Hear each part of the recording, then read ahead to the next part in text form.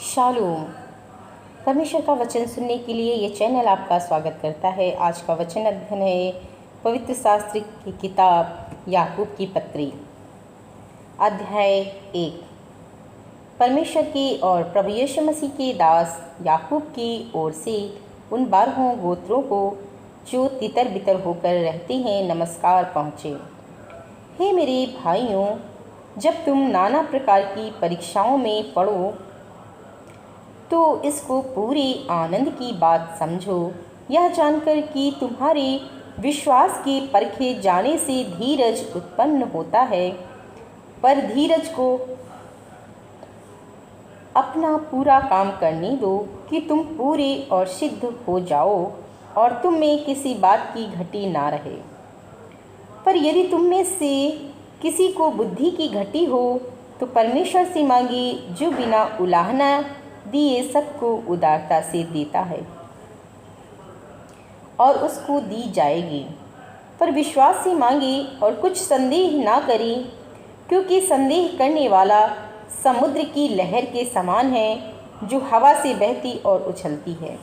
ऐसा मनुष्य यह ना समझे कि मुझे प्रभु से कुछ मिलेगा। वह व्यक्ति दुचित्ता है और अपनी सारी बातों में चंचल है। दीन भाई अपने ऊंचे पद पर घमंड करे और धनवान अपनी नीच दशा पर, क्योंकि वह घास के फूल की नाई जाता रहेगा। क्योंकि सूर्य उदय होती ही कड़ी धूप पड़ती है और घास को सुखा देती है और उसका फूल झड़ जाता है और उसकी शोभा जाती रहती है। उसी प्रकार धनवान भी अपने मार्ग पर चलते चलते धूल में मिल जाएगा। धन्य है वह मनुष्य जो परीक्षा में स्थिर रहता है, क्योंकि वह खरा निकलकर जीवन का वह मुकुट पाएगा जिसकी प्रतिज्ञा प्रभु ने अपने प्रेम करने वालों को दी है। जब किसी की परीक्षा हो तो वह यह न कहे कि मेरी परीक्षा परमेश्वर की ओर से होती है, क्योंकि ना तो बुरी बातों से परमेश्वर की परीक्षा हो सकती है और न वह किसी की परीक्षा आप करता है, परंतु प्रत्येक व्यक्ति अपनी ही अभिलाषा में खिंचकर और फंसकर परीक्षा में पड़ता है। फिर अभिलाषा गर्भवती होकर पाप को जनती है और पाप जब बढ़ जाता है तो मृत्यु को उत्पन्न करता है। हे मेरे भाइयों, धोखा न खाओ, क्योंकि हर एक अच्छा वरदान और हर एक उत्तम दान ऊपर ही से है और ज्योतियों के पिता की ओर से मिलता है, जिसमें ना तो कोई परिवर्तन हो सकता है और ना अदल बदल के कारण उस पर छाया पड़ती है। उसने अपनी ही इच्छा से हमें सत्य के वचन के द्वारा उत्पन्न किया, ताकि हम उसकी सृष्टि की हुई वस्तुओं में से एक प्रकार के प्रथम फल हों। हे मेरे प्रिय भाइयों, यह बात तुम जानते हो, यदि इसलिए हर एक मनुष्य सुनने के लिए तत्पर और बोलने में धीरा और क्रोध में धीमा हो, क्योंकि मनुष्य का क्रोध परमेश्वर के धर्म का निर्वाह नहीं कर सकता।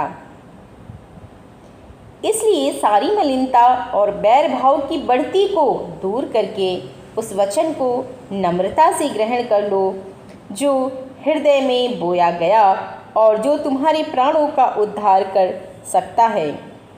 परंतु वचन पर चलने वाले बनो और केवल सुनने वाले ही नहीं जो अपने आप को धोखा देते हैं, क्योंकि जो कोई वचन को सुनने वाला हो और उस पर चलने वाला ना हो तो वह उस मनुष्य के समान है जो अपना स्वाभाविक मुँह दर्पण में देखता है, इसलिए कि वह अपने आप को देखकर चला जाता और तुरंत भूल जाता है कि मैं कैसा था।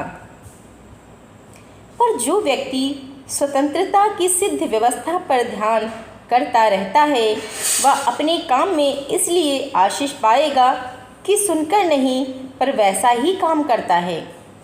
यदि कोई अपने आप को भक्त समझे और अपनी जीभ पर लगाम ना दे पर अपने हृदय को धोखा दे तो उसकी भक्ति व्यर्थ है। हमारे परमेश्वर और पिता के निकट शुद्ध और निर्मल भक्ति यह है कि अनाथ और विधवाओं के क्लेश में उनकी सुधि ले और अपने आप को संसार से निष्कलंक रखे। अध्याय 2। हे मेरे भाइयों, हमारी महिमा युक्त प्रभु यीशु मसीह का विश्वास तुम में पक्षपात के साथ ना हो, क्योंकि यदि एक पुरुष सोने के छल्ले और सुंदर वस्त्र पहने हुए तुम्हारी सभा में आए और एक कंगाल भी मैले कुचैले कपड़े पहने हुए आए और तुम उस सुंदर वस्त्र वाले का मुंह देखकर कहो कि तू वहाँ अच्छी जगह बैठ, और उस कंगाल से कहो कि तू यहाँ खड़ा रहे या मेरे पाँव की पीढ़ी के पास बैठ, तो क्या तुमने आपस में भेदभाव न किया और कुविचार से न्याय करने वाले न ठहरे? हे मेरे प्रिय भाइयों, सुनो, क्या परमेश्वर ने इस जगत के कंगालों को नहीं चुना कि विश्वास में धनी और उस राज्य के अधिकारी हों जिसकी प्रतिज्ञा उसने उनसे की जो उससे प्रेम रखते हैं? पर तुमने उस कंगाल का अपमान किया। क्या धनी लोग तुम पर अत्याचार नहीं करते? और क्या वे ही तुम्हें कचहरियों में घसीट घसीट कर नहीं ले जाते? क्या वे उस उत्तम नाम की निंदा नहीं करते जिसके तुम कहलाए जाते हो? तो भी यदि तुम पवित्र शास्त्र के इस वचन के अनुसार कि तू अपने पड़ोसी से अपने समान प्रेम रख, सचमुच उस राज व्यवस्था को पूरा करते हो तो अच्छा ही करते हो। पर यदि तुम पक्षपात करते हो तो पाप करते हो और व्यवस्था तुम्हें अपराधी ठहराती है। क्योंकि जो कोई सारी व्यवस्था का पालन करता है परंतु एक ही बात में चूक जाए तो वह सब बातों में दोषी ठहरा। इसलिए कि जिसने यह कहा कि तू व्यभिचार न करना, उसी ने यह भी कहा कि तू हत्या न करना। इसलिए यदि तूने व्यभिचार तो नहीं किया पर हत्या की तो तू व्यवस्था का उल्लंघन करने वाला ठहरा। तुम उन लोगों की नाई वचन बोलो और काम भी करो जिनका न्याय स्वतंत्रता की व्यवस्था के अनुसार होगा, क्योंकि जिसने दया नहीं की उसका न्याय बिना दया के होगा। दया न्याय पर जयवंत होती है। हे मेरे भाइयों, यदि कोई कहे कि मुझे विश्वास है पर वह कर्म ना करता हो तो उससे क्या लाभ? क्या ऐसा विश्वास कभी उसका उद्धार कर सकता है? यदि कोई भाई या बहन नंगे उघाड़े हो और उन्हें प्रतिदिन भोजन की घटी हो और तुम में से कोई उनसे कहे कुशल से जाओ, तुम गर्म रहो और तृप्त रहो, पर जो वस्तुएं देह के लिए आवश्यक हैं वह उन्हें ना दे तो क्या लाभ? वैसी ही विश्वास भी यदि कर्म सहित ना हो तो अपने स्वभाव में मरा हुआ है। वरन कोई कह सकता है कि तुझे विश्वास है और मैं कर्म करता हूँ, तू अपना विश्वास मुझे कर्म बिना तो दिखा और मैं अपना विश्वास अपने कर्मों के द्वारा तुझे दिखाऊंगा। तुझे विश्वास है कि एक ही परमेश्वर है, तू अच्छा करता है। दुष्ट आत्मा भी विश्वास रखते और थरथराते हैं। पर हे निकम्मे मनुष्य, क्या तू ये नहीं जानता कि कर्म बिना विश्वास व्यर्थ है? जब हमारे पिता इब्राहिम ने अपने पुत्र इसहाक को वेदी पर चढ़ाया तो क्या वह कर्मों से धार्मिक न ठहरा था? सो तूने देख लिया कि विश्वास ने उसके कामों के साथ मिलकर प्रभाव डाला है और कर्मों से विश्वास सिद्ध हुआ।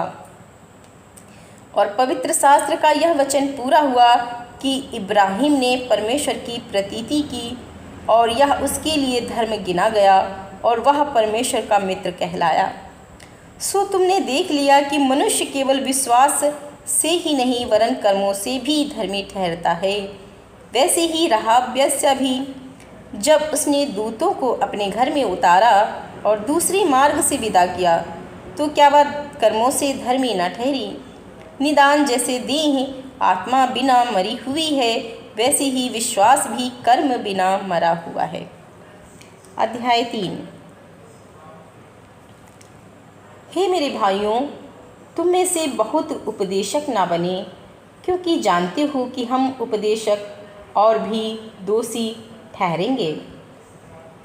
इसलिए कि हम सब बहुत बार चूक जाते हैं। जो कोई वचन में नहीं चूकता वही तो सिद्ध मनुष्य है और सारी देह पर भी लगाम लगा सकता है।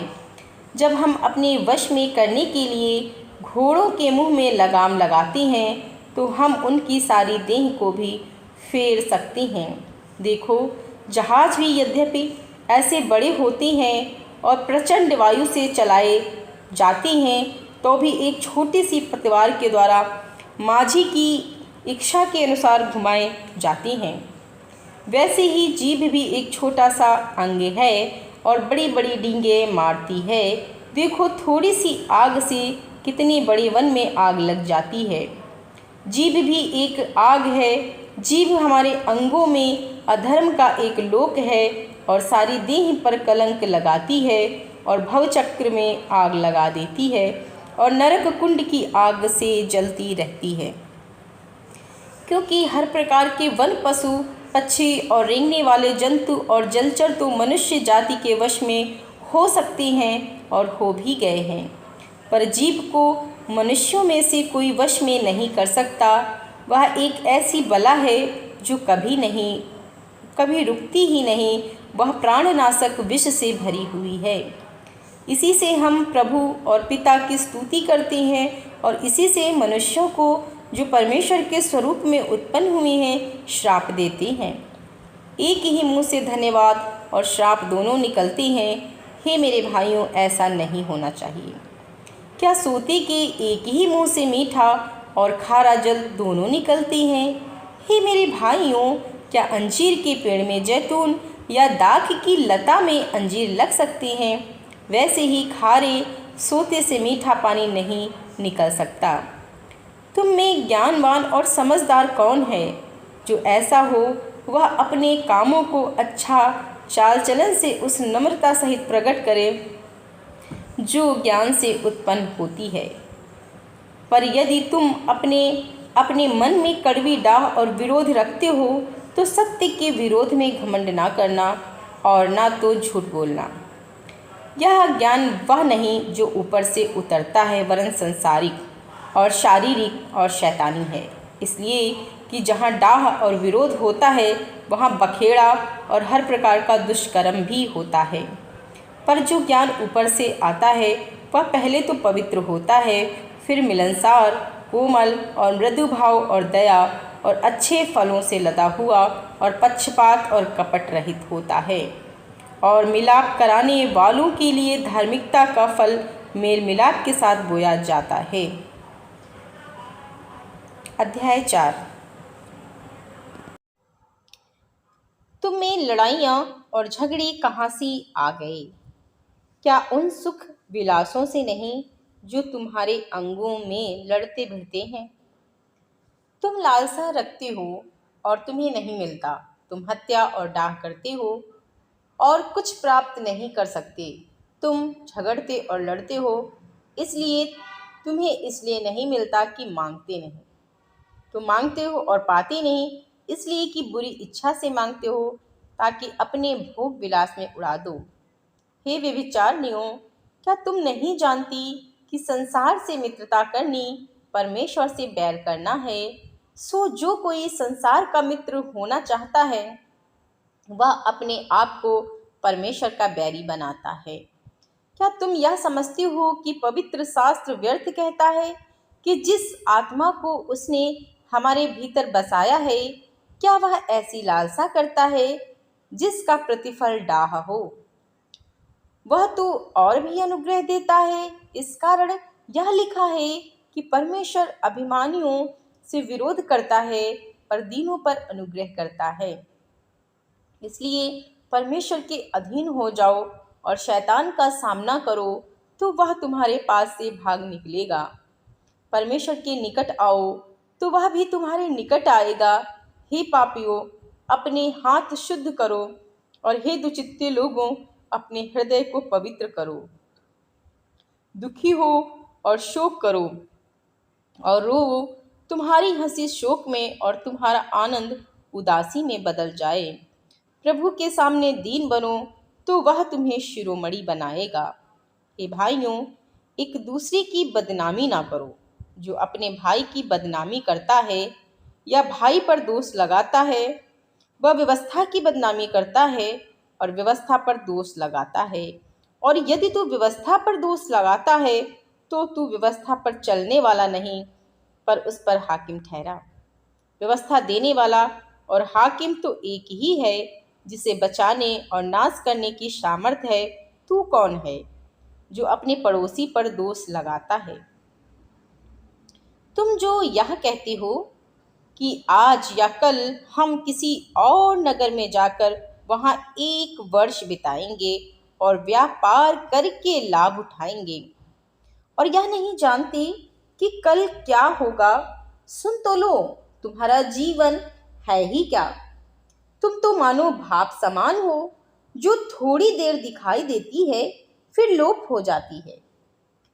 इसके विपरीत तुम्हें यह कहना चाहिए कि यदि प्रभु चाहे तो हम जीवित रहेंगे और वह काम भी करेंगे। पर अब तुम अपनी डींग पर घमंड करते हो। ऐसा सब घमंड बुरा होता है। इसलिए जो कोई भलाई करना जानता है और नहीं करता, उसके लिए यह पाप है।